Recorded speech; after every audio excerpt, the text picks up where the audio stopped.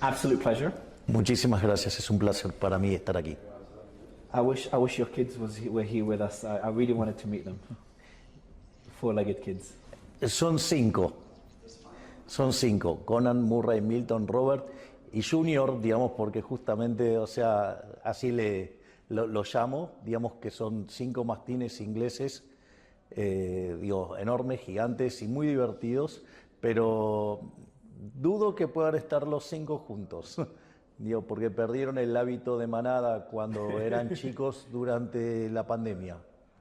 Entonces es como que se complica tenerlos juntos, pero a mí también me encantaría traerlos conmigo, pero desplazarlos no es tan fácil. Pensá que hay, por ejemplo, el más alto de ellos, que es Milton, en 2 patas mide 2 metros. Oof. I wish I could meet him.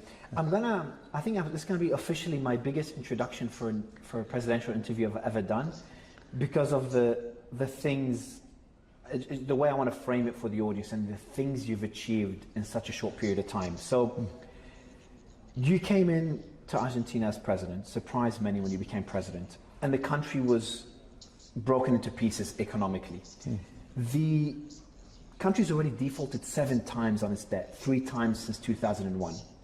Inflation hit 1% per day. Some people say even up to 2%, which is, for people listening, it's 3,700% annualized. The US is what, at 2.3%. 17% of your GDP was being lost to twin deficits. Over half your population was living under the poverty line. The central bank reserve was at negative 12 billion. It's a struggle to understand this. A third of all IMF loans were held by Argentina. The exchange rate was in chaos. The country was essentially shut off from capital markets. And we're going to go deep into all this to understand what Argentina was like when you came in. And more importantly, what you did with the country within months. You brought down inflation by 90%. You've finally achieved a fiscal surplus. You've stabilized the currency. You regained trust of the international community and the IMF. And again, you did all this within months. So for me, it's just mind-boggling. I've got a lot of questions to really understand how you achieved that and all the obstacles you faced on your journey.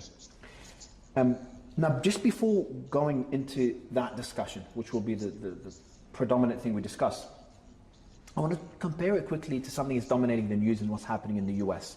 They have a big bill that's coming out now.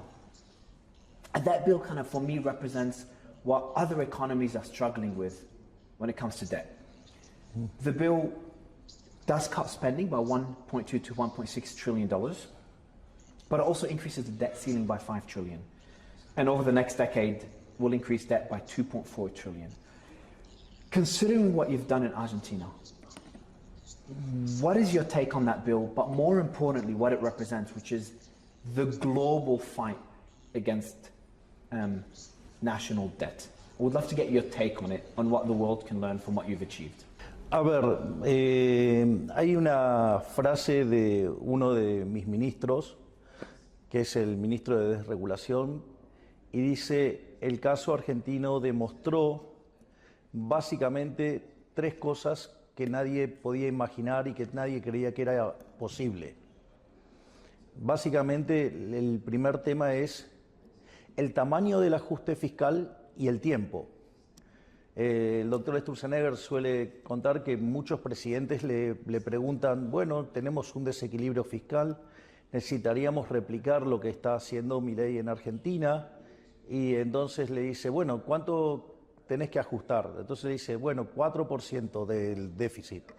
Y le dice: bueno, ¿y cuánto estarías dispuesto a ajustar? 1 punto por año. Y Federico Sturzenegger le contesta: ¿y por qué no 5 en un mes? Es decir, nosotros hicimos un ajuste fiscal de 5 puntos del PBI en un mes. En estricto rigor, el ajuste fue de 7 puntos del PBI, pero como sabíamos que partíamos de una situación de poca confianza, de poca credibilidad, porque nadie creía que este tipo de cosas se podían hacer, veníamos con una situación donde Argentina había tenido déficit fiscal en los últimos 123 años previos, Las únicas veces que había tenido equilibrio fiscal era porque no estaba pagando la deuda. Entonces, en ese contexto era muy difícil creer que se pudiera hacer algo de estas características y nosotros sabíamos que eso podía tener un impacto negativo en actividad y eso impactar en el empleo y en la cantidad de pobres, y por eso también tuvimos un programa muy agresivo en materia de contención social. Entonces, parte del ajuste, esos 7, 2 fueron compensados con mayor asistencia en el sector más vulnerable de la población. Entonces, lo que hemos demostrado es que se podía hacer el ajuste, digamos, muy, muy grande, o sea, 7 puntos del PBI, y se podía hacer en poco tiempo, en un mes. No solo eso, el ajuste no terminó ahí, porque sino que además teníamos un desequilibrio en el Banco Central que generaba un déficit cuasi fiscal de 10 puntos del PBI. Es decir, que el problema que teníamos en el Banco Central era el doble del que teníamos en el Tesoro. Además, teníamos pasivos remunerados en el Banco Central por el equivalente a 4 bases monetarias venciendo a un día. Esto significa que de un día para el otro la cantidad de dinero se podía quintuplicar en la Argentina, con lo cual esa tasa de inflación que corría al 1% diaria se podría haber acelerado a niveles que podrían haber llegado al 17.000 anual. De hecho, la inflación mayorista del mes de diciembre fue 54%, es decir, que en términos anualizados da 17.000. De hecho, hoy esa inflación viaja al 1%, es decir, que estamos hablando del 13 anual, o sea que del 17.000 anual la hemos pasado al 13 anual. Y dado cómo están evolucionando la inflación en Argentina, te diría que para mitad del año que viene la inflación va a ser historia. Esa es la primera dimensión, ¿no? Digamos, la magnitud del ajuste y el tiempo en el que se hizo. O sea, la segunda dimensión, que también es lo que sorprende, es vos vas a cualquier libro de macroeconomía y si haces un ajuste de la mitad del que hicimos nosotros, la evidencia señala que el PBI debería haber caído por lo menos 15%. En rigor, cuando nosotros recibimos la economía, traía un arrastre estadístico de 2.8 de caída. Así es que el PBI medido a lo largo del promedio anual cayó 1.8, o sea, cayó menos que lo que traía de arrastre estadístico. Y eso es porque cuando tocó el piso allá por el mes de marzo, la economía empezó a recuperar, y cuando vos tomás el dato del PBI, en la frecuencia mensual, comparando diciembre contra diciembre, estábamos 6% arriba. Es decir, habíamos hecho un ajuste enorme, probablemente el ajuste más grande de la historia de la humanidad en un año, porque 15%, digamos, o sea, del PBI no es algo que sea muy convencional. Habíamos pasado la inflación de niveles del 17.000 anual al 1%, al 13 anual en mayoristas. Y lo más interesante es que cuando todos esperaban que eso fuera una catástrofe en materia de actividad y empleo, terminó básicamente con un PBI recuperándose al 6%. De hecho, esto continúa porque durante el primer trimestre del año la economía creció al 6% y durante el segundo trimestre lo está haciendo al 8%. Y la tercera dimensión que también resulta poco convencional es que todos esperaban que mi popularidad se destruyera rápidamente. Es más, dado que nosotros tenemos solamente el 15% de la Cámara de Diputados y 9% de la Cámara de Senadores, o sea, con una debilidad, digamos, en el plano legislativo muy marcada, creían que no íbamos a poder soportar un ajuste de estas características, y la realidad es que, hecho este ajuste, hoy mi popularidad está en los mismos niveles de cuando asumí. Por lo tanto, pero con una situación donde las expectativas de los individuos mejoran día a día, y por lo tanto, digamos, eso sirvió para romper distintos mitos Ahora, la realidad es que eso no quiere decir que cualquier ajuste va a tener estos efectos, porque en rigor este ajuste ha sido expansivo, porque cuando vos tenés que poner las cuentas fiscales en orden, bueno, vos lo podés hacer de dos maneras distintas. Una es subiendo los impuestos, la otra es bajando el gasto público. Cuando vos lo haces aumentando los impuestos, en ese caso termina siendo recesivo. En el caso nuestro fue hecho bajando el gasto público, digamos, terminando con el déficit cuasi fiscal, eliminando partidas de donde se beneficiaba la política, pero no los ciudadanos, y eso equivalió a devolverle a las personas 15% de sus ingresos que antes se lo robaba el Estado. Y eso permitió una fuerte recuperación de los salarios reales, una fuerte recuperación de la actividad, una fuerte recuperación de las jubilaciones y pensiones, y eso permitió que la economía empezara a despegar, y nosotros creíamos que si teníamos suerte la economía podía empezar a despegar en octubre del 24 y lo empezó a hacer en abril. A eso también un mecanismo para acelerar la forma en la cual la economía se podía recuperar. Empezamos un ambicioso programa de reformas estructurales y nosotros enviamos un decreto, que básicamente es el DNU 7023, y mandamos la ley bases. Eran cerca de 1000 reformas, de esas 1000 reformas sobrevivieron 800, y eso implicaba, digamos, que estábamos haciendo en el primer semestre una reforma estructural 8 veces más grande que la que había hecho Menem, que era la reforma estructural más grande de la historia. Es más, cuando entramos en la segunda parte del año, el doctor Sturzenegger se incorpora de manera directa como ministro, porque en ese momento trabajaba como asesor externo, porque él estaba dando clases en Harvard y se le complicaba, digamos, estar digamos, en la función y dando clases. Se agregaron 900 reformas más, entonces terminamos el año haciendo 1700 reformas estructurales.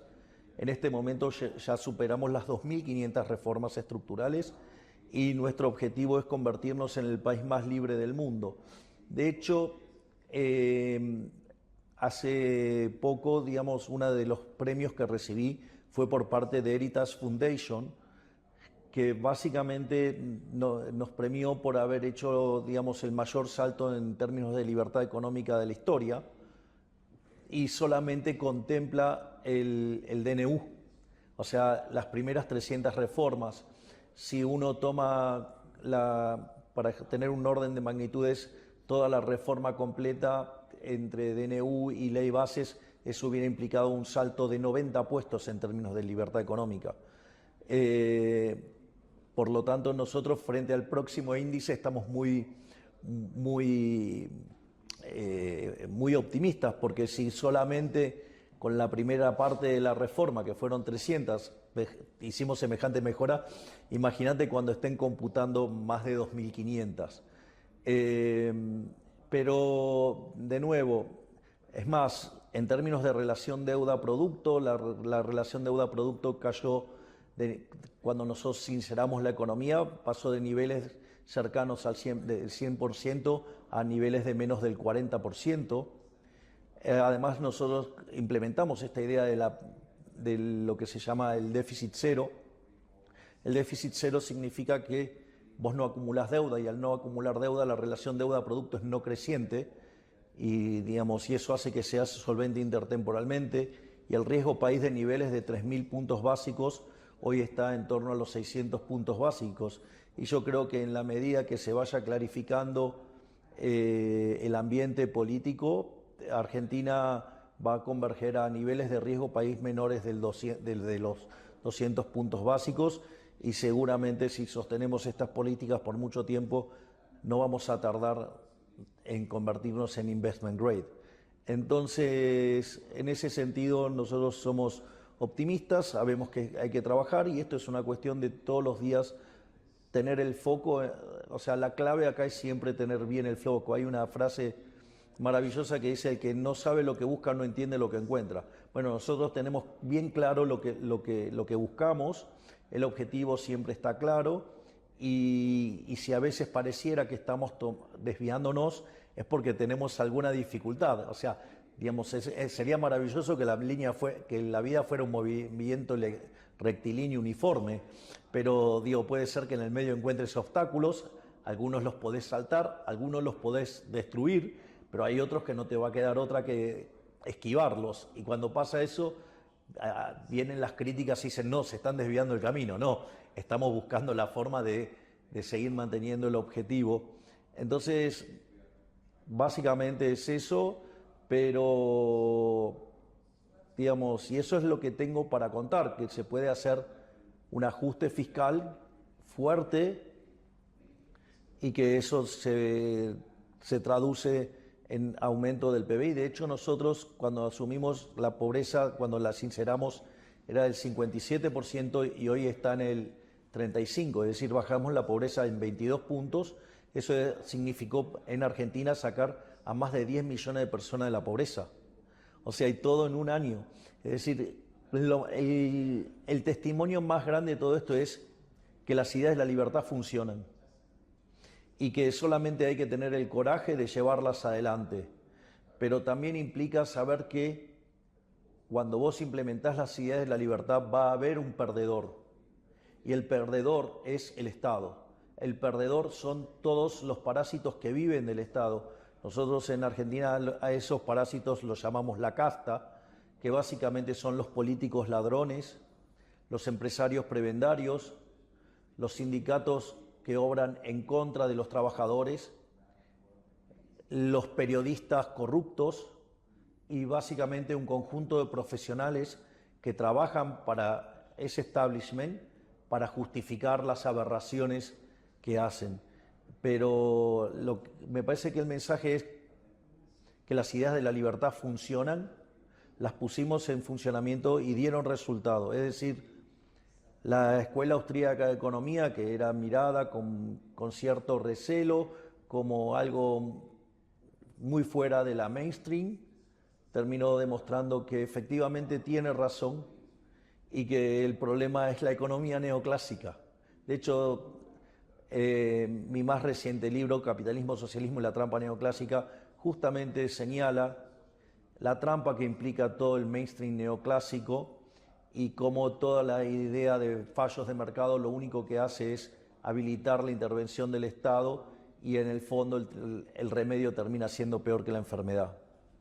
Si es que hubiera habido enfermedad, porque desde mi punto de vista, esto yo recuerdo muy bien una conferencia que hice en un momento en la cual, previo a mi participación, expone un economista de la Escuela de Chicago y dice: bueno, en realidad el Estado existe porque cobra impuestos, porque tiene un accionar que es para corregir los fallos de mercado. Y cuando yo arranco mi presentación digo: los fallos de mercado no existen. Por lo tanto, no hay motivo para que exista el Estado, digamos, en base a la existencia de fallos de mercado, porque estos no existen. Es más, radicalizo mi posición y digo: mire, si usted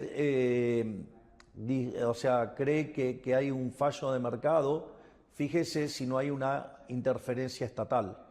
Porque si hay una interferencia estatal, el problema no es el mercado, es la interferencia estatal. Y si después de hacer el análisis no encuentra la interferencia estatal, vaya y hágalo de vuelta, porque entonces estoy seguro que está mal. Entonces, digamos, cuando uno entiende que el mercado es un proceso de cooperación social donde se realizan intercambios voluntarios de derechos de propiedad, o sea, no hay lugar para el fallo de mercado. Eso no quiere decir que no me equivoque, pero no hay lugar para el fallo de mercado, salvo que haya violencia, y el único agente que ejerce la violencia es el Estado. Y si lo estuviera ejerciendo un privado contra un privado, digamos, estaría violando la ley. Por lo tanto, es más, en la lógica liberal estaría violando el principio de no agresión y seguramente estaría lesionando ya sea la libertad, la propiedad o la vida. Digo que son en estos últimos tres los derechos sobre los cuales pivoteamos nuestra visión. There's a lot I want to talk about especially when it comes to La Casta and all the difficulties you face there. There's one tweet that Elon reposted yesterday, and I want to read it out because it goes to a point that you've made when it comes to, I think a lot of politicians in the West are worried about losing voters. The system, the democratic system, is based on getting votes to be re-elected. And a lot of voters focus on short-term results. And sometimes that comes at the cost of long-term benefit to the economy. Now, you might have kind of changed that perception because there's a tweet here, and I'm going to read it out and get your thoughts on it. The tweet says, Milei reduced government spending 30% and achieved a surplus in only 1 month. His popularity did not fall, it rose. Don't tell me fiscal discipline isn't popular with general public. It's just unpopular to the powerful special interests that control, in this case DC, but that control any government, including Argentina. Can you tell me more? Would your model work for other democracies when it comes to alienating voters, or could it also be replicated? And also I want to get your thoughts, on the challenges when it comes to voters, plus La Casta, the establishment that's going to be trying to stop you. A ver, el ajuste fiscal es popular en tanto y en cuanto no caiga sobre el sector privado. Es decir, el ajuste fiscal en nuestro caso es popular por dos cosas. Una es porque no cayó sobre el sector privado, sino que cayó sobre los políticos, sobre los empresarios corruptos, sobre los medios de comunicación corruptos, sobre los sindicatos, pero no cayó sobre el sector privado que se dedica a la creación de riqueza. Y eso es lo que lo ha hecho que sea expansivo, porque implicó devolverle recursos al sector privado.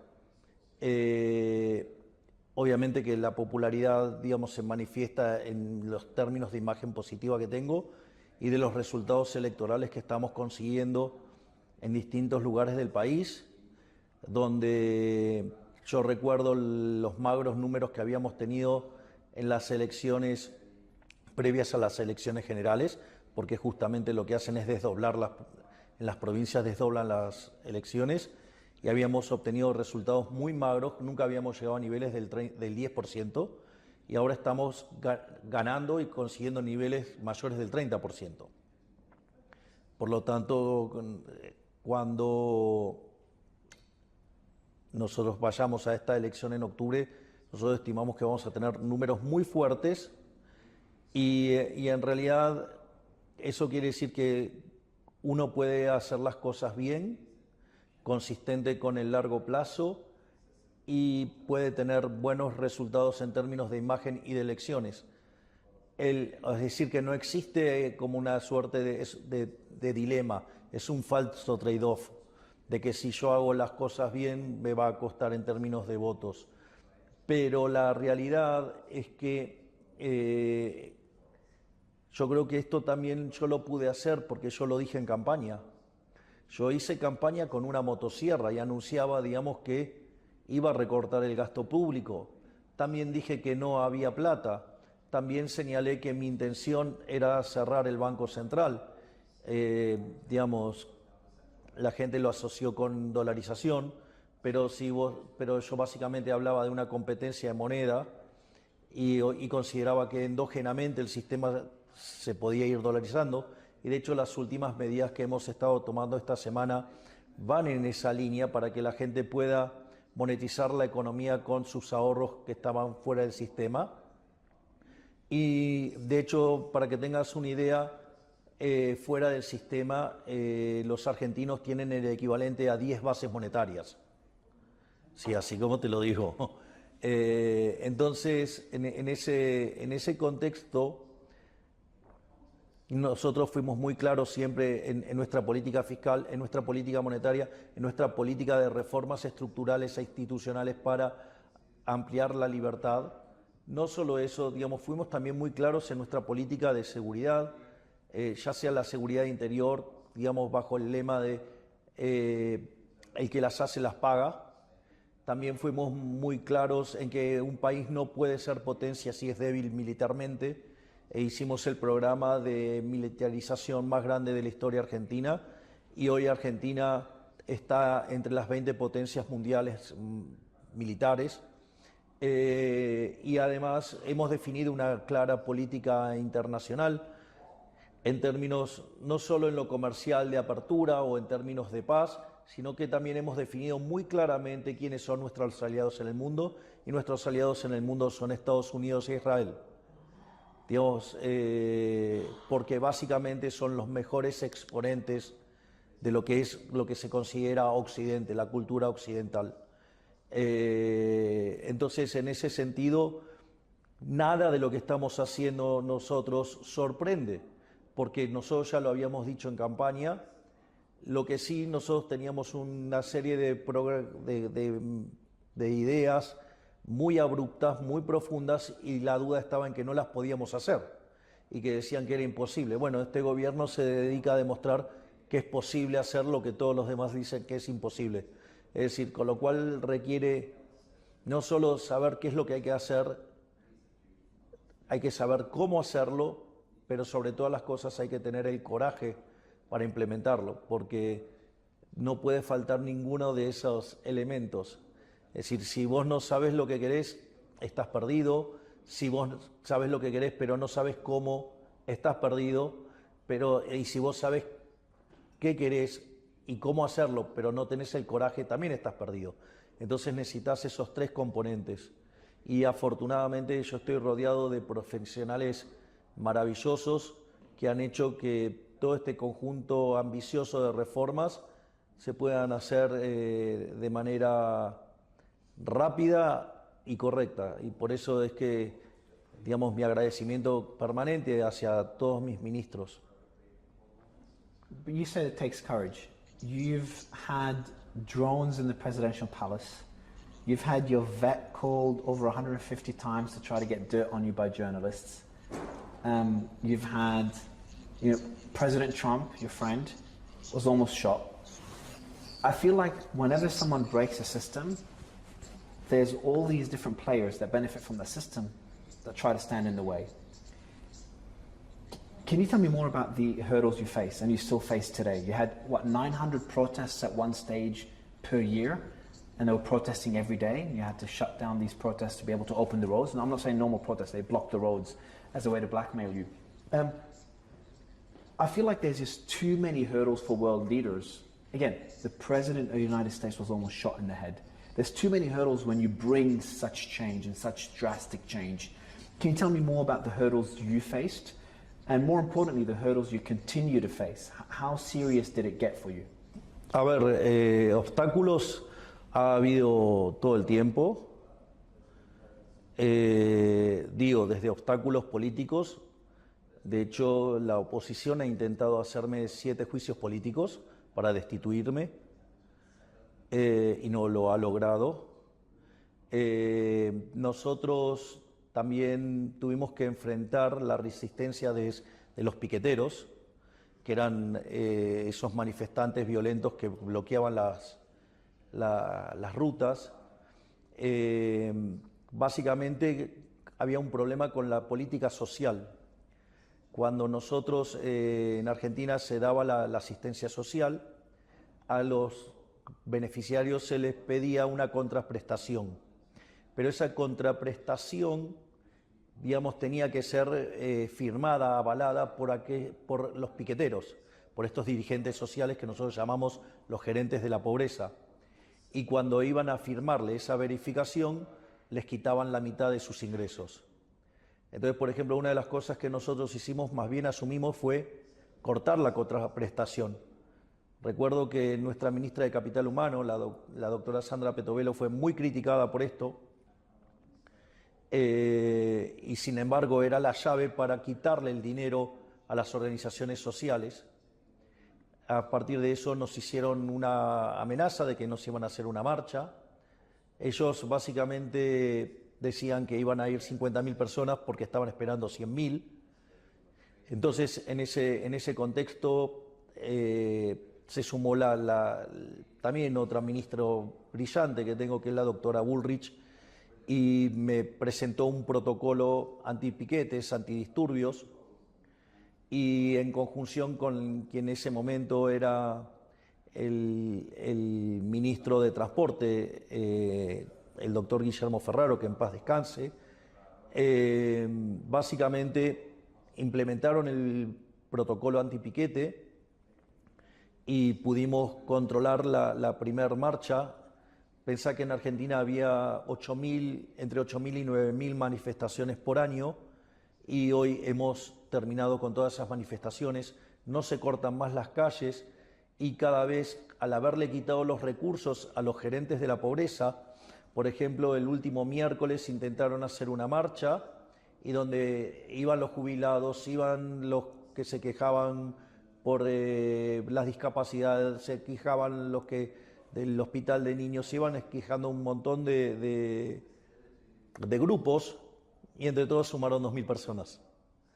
Es decir que también, digamos, ha sido un trabajo enorme. Y obviamente que también, ¿no?, el trabajo enorme por parte del equipo económico, ¿no?, digamos, liderado por Luis Caputo, que de hecho fue elegido el mejor ministro de Economía del mundo el año pasado, con un trabajo fenomenal del presidente del Banco Central, Santiago Bausili, y con un rol muy destacado por parte del secretario de Finanzas, de Financiamiento. Digamos, pudieron desmontar todo, Pablo Kirno, pudieron desmontar toda la bomba que estaba plantada dentro del Banco Central.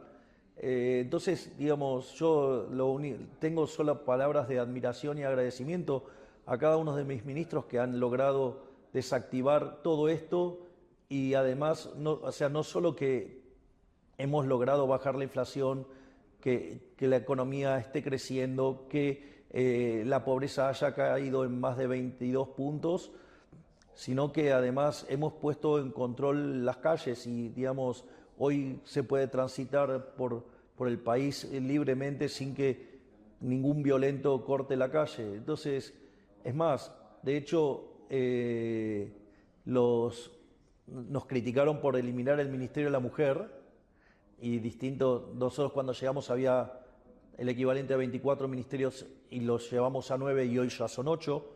Y lo interesante es que dentro de las cosas que eliminamos fue el Ministerio de la Mujer.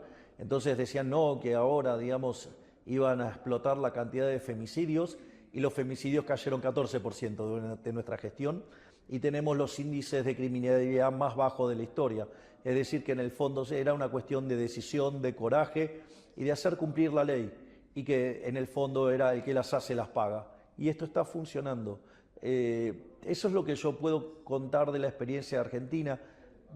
Algunas cosas pueden ser exportadas a otros países, pero cada país tiene su propia idiosincrasia y hasta te diría es como bastante poco feliz, digamos, hacer recomendaciones sobre otro país. O sea, a mí no se me ocurriría estar recomendándole a otro país qué hacer.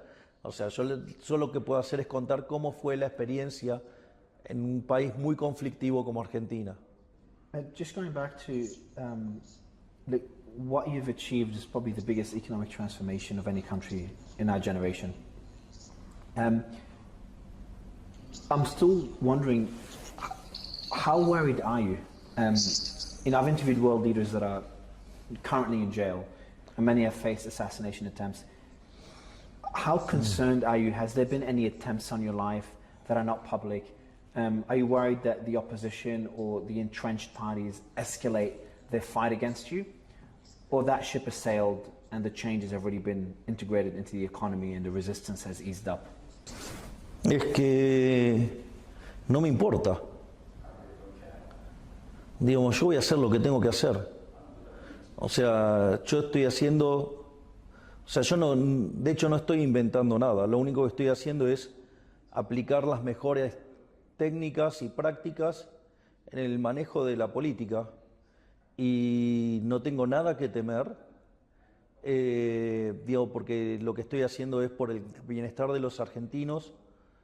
Los resultados me avalan y las consecuencias que puede tener de haber estado tocando intereses, bueno, es parte de la vida misma. Por lo tanto, yo, digamos, lo que no me voy a permitir a mí es dejar pasar esta oportunidad de hacer lo que yo creo que hay que hacer. si durante tantos años dije que había que hacer algo de una determinada manera, no voy a negociar eso, lo voy a hacer. Más tarde, más temprano, pero lo voy a hacer. Y bueno, y después las consecuencias que, bueno, se evaluarán. Es decir, yo entiendo lo sucia que es la política y con todos los intereses que estoy tocando, digo, puede ser que, digamos, haya represalias, pero bueno, a mí mi tranquilidad es de que yo en todo momento, todo lo que hago está dentro del marco de la ley. Entonces, esa es mi tranquilidad. Y después, a ver, todos estamos expuestos a riesgos. Así que digamos, con lo cual, digamos, ¿de qué vale la pena vivir la vida si no es para hacer lo correcto y luchar por los sueños? O sea, por eso no me da miedo nada. You said we all face risks, but I feel like a lot of these world leaders, they're in a position where they can go to the extreme to do what's necessary, or start meeting opposition parties or the entrenched parties somewhere in the middle. It's like, all right, look, I know you want to achieve this, Mr. President, but let's just meet halfway.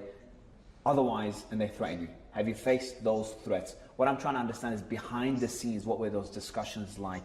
What were those challenges like? Because I don't think everyone has your mentality of kind of bulldozing through it all with a chainsaw.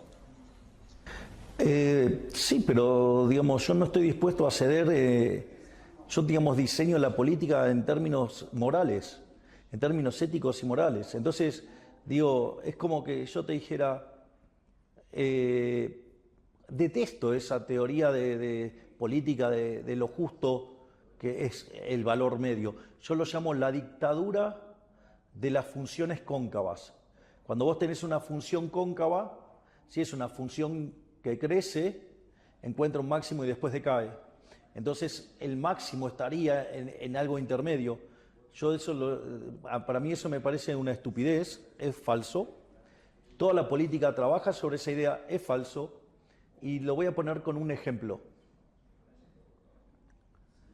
Yo te digo, ¿vos estás a favor de respetar la vida? Obviously. Ok. ¿Estás en contra de asesinar gente? Yes. Ok, entonces estamos de acuerdo que respetar la vida está bien, digamos, y que atacar la vida, matar gente está mal, o sea, y son dos posiciones extremas. Los imbéciles del punto medio dirían que hay algo que es óptimo, que es la tortura.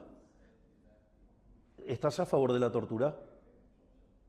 No, es decir, cuando vos diseñás la política en términos éticos y morales, no hay lugar para el error.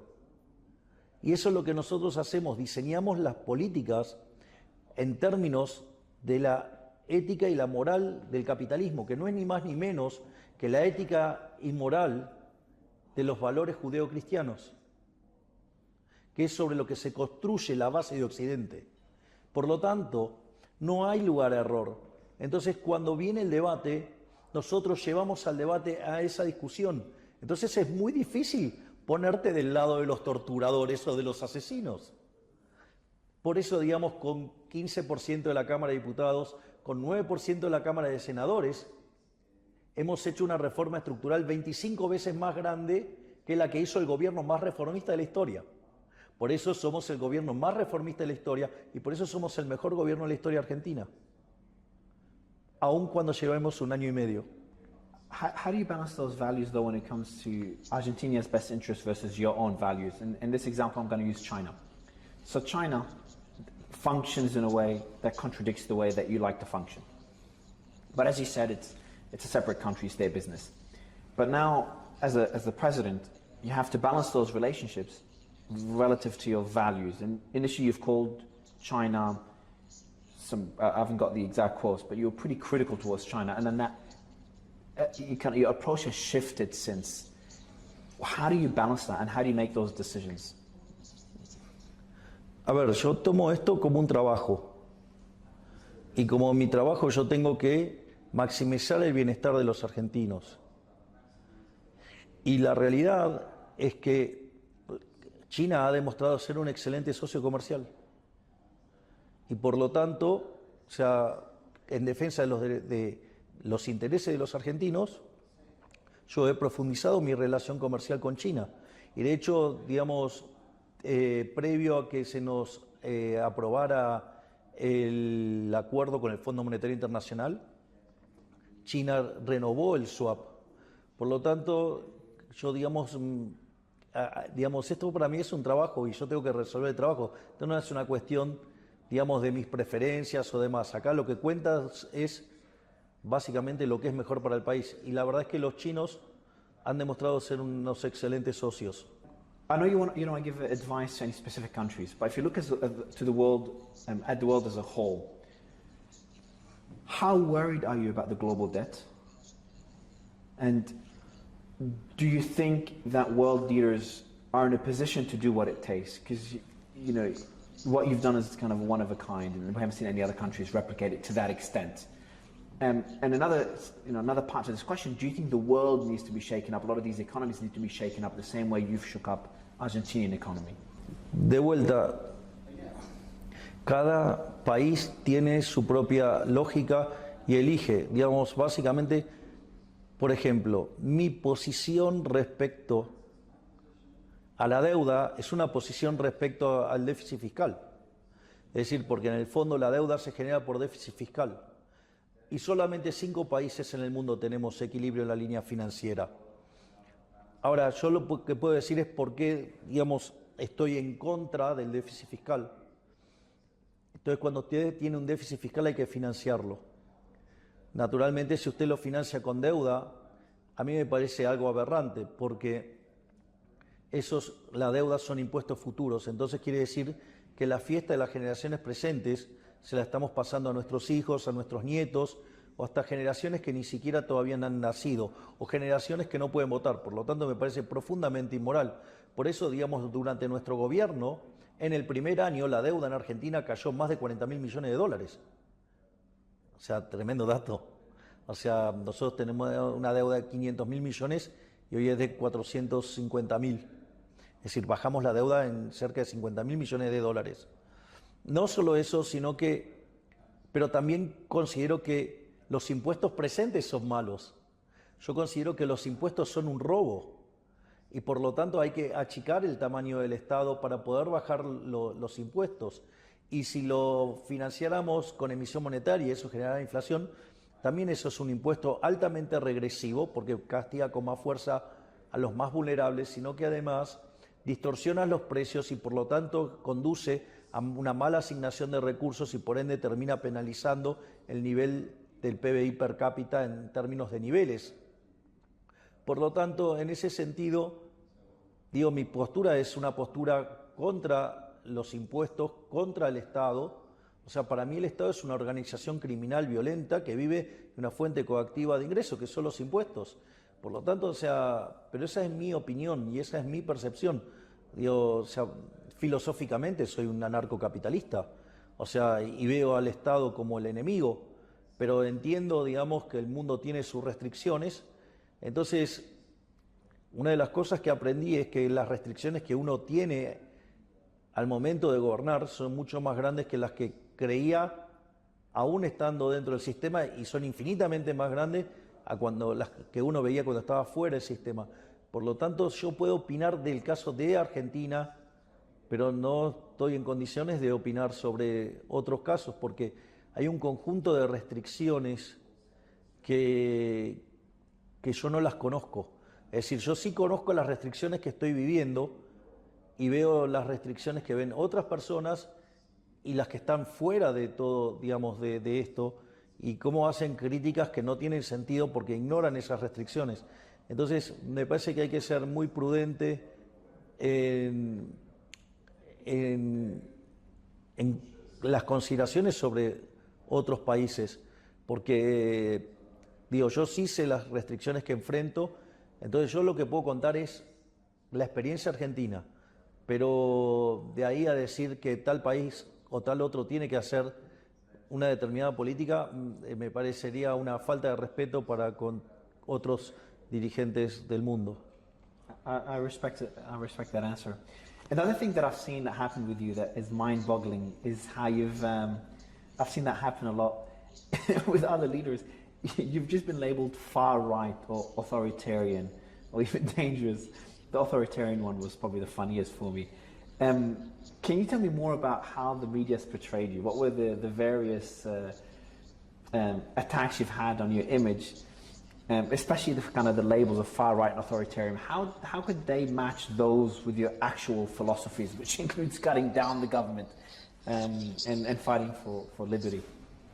A ver, la verdad es que la visión de los medios sobre mi persona está absolutamente distorsionada.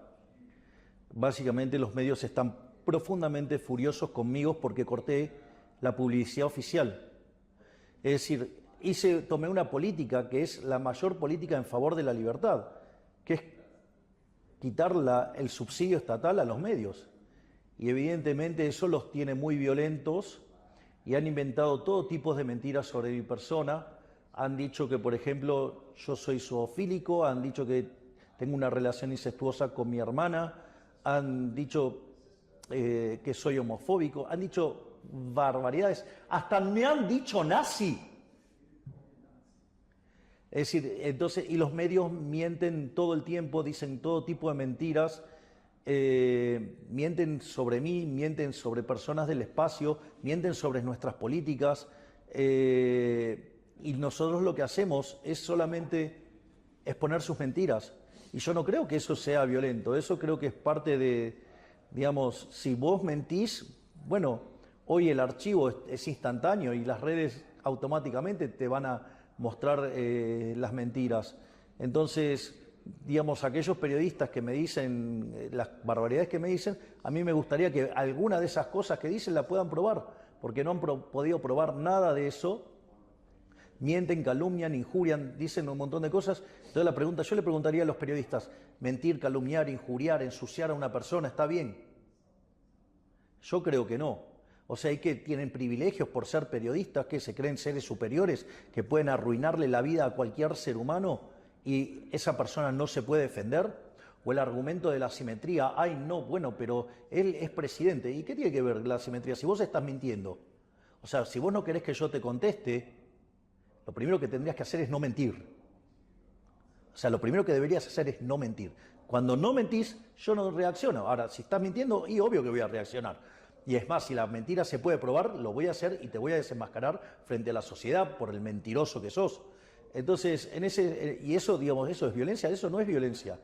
Digo, porque violencia sería si yo utilizaría el aparato represivo del Estado para perseguir periodistas o para perseguirlos fiscalmente, y sin embargo eso no lo hago. Sin embargo, en otros gobiernos sí se hacía y no decían nada. ¿Por qué? Porque recibían sobres con dinero. Y entonces callaban, miraban para otro lado o no les importaba. El problema es que yo les corté el financiamiento.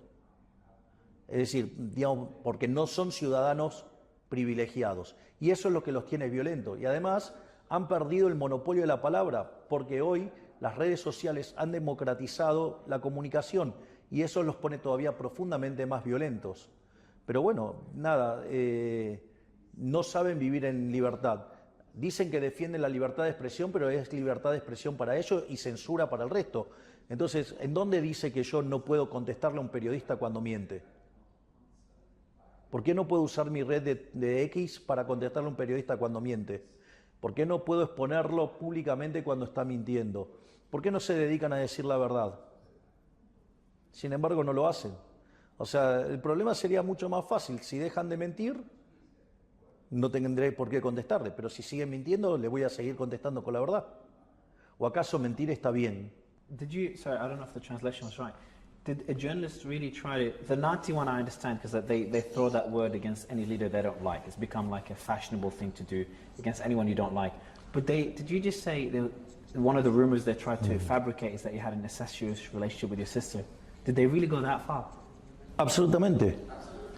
Absolutamente. De hecho, digamos, han dicho eso y han dicho que además tenía una relación zoofílica con mis perros. That's just stupid. Like, I understand the Nazi symbols become like a strategy, but like people are not going to believe this shit. Like they're going to. Pero Dios, pero de vuelta, por eso lo digo. Han llegado a decir que soy nazi. Digo, no hay persona más pro-Israel en el planeta que mi caso. Estoy viajando a Israel para recibir el premio Génesis, que es el premio Nobel judío. Soy el primer no judío que gana el premio Génesis. Y los periodistas argentinos me dicen nazi. I don't know how that's, you know, everyone talks about the death of mainstream media. I think you've explained why this is happening when it gets weaponized against anyone that threatens them. But essentially what you've done is you've cut off funding, government funding to these media outlets, and that led them to go on the attack. Bueno, obvio, están profundamente ofuscados, porque justamente, digamos, se les cortó el financiamiento. Pero hago una pregunta, ¿está mal dar subsidios? Si está mal dar subsidios, ¿por qué, digamos, los periodistas tienen que tener subsidios? Digo, ¿qué son una casta privilegiada? ¿Son personas privilegiadas? Es más, nosotros sostenemos abiertamente que la gente no odia lo suficiente a los periodistas. Es decir, la gente odia a los políticos. Si conociera cómo son los periodistas, los odiaría infinitamente más. Bueno, no por nada, digamos, hoy en la Argentina la imagen de los periodistas es tan mala como el Parlamento. I have a final question for you, Mr. President. I'm going to break it into two parts. First one, describe Argentina in, let's say, 2030, if we continue on this path. What would the country look like? That's the first part of the question. And then the second part is more related to the rest of the world. You did say that 80% of economic theory is wrong. It's rooted in neoclassical errors. But do you think what you've done in Argentina will change the way other world leaders or the world as a whole will look at accepted economic theory that people like myself learned in university? A ver, yo considero que Argentina, cuando yo deje el poder en Argentina, Argentina va a ser el país más libre del mundo. Argentina va a estar en un sendero de crecimiento que va a hacer que en el lapso de 30, 40 años sea la primer potencia mundial. Ese es respecto a Argentina. Respecto a la teoría económica, de hecho, con el doctor Demian Reidel estamos trabajando en el rediseño de la teoría económica, ya que encontramos un conjunto de fallas en la estructura neoclásica que merecen ser corregidas, y eso implica corregir el 80% del diseño de la teoría económica base. Así es que si lo van a tomar o no, no lo sé. Digo, pero quizás se van a tener que rendir frente a los resultados. Mr. President, congratulations. I know it's only been 1.5 years. You've got a long time ahead of you, potentially another 4 years after that. But congratulations on what you've done to one of the most beautiful countries in the world, Argentina. And I think there's going to be a lot. I know you've been humble in not giving advice to other countries. There's going to be a lot that other countries around the world learn from what you've achieved. It's nothing short of a miracle. So thank you for everything. Muchísimas gracias. Thank you, sir. Appreciate it.